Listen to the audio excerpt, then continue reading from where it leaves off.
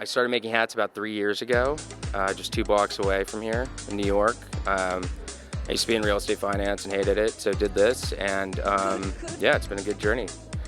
This is my second show with Bronx Banco, and yeah, it's all a little new to me, but it's a lot of fun.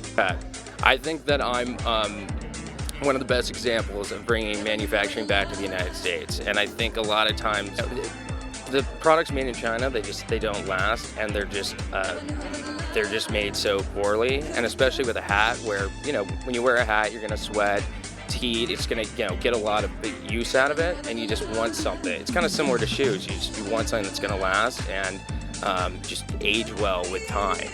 My shop is at 648 Broadway, which is in Greenwich Village, and Romelow.com. You can order them there, or generally it's best to just, you know, message me on my website, because I really like to make each experience a personal one.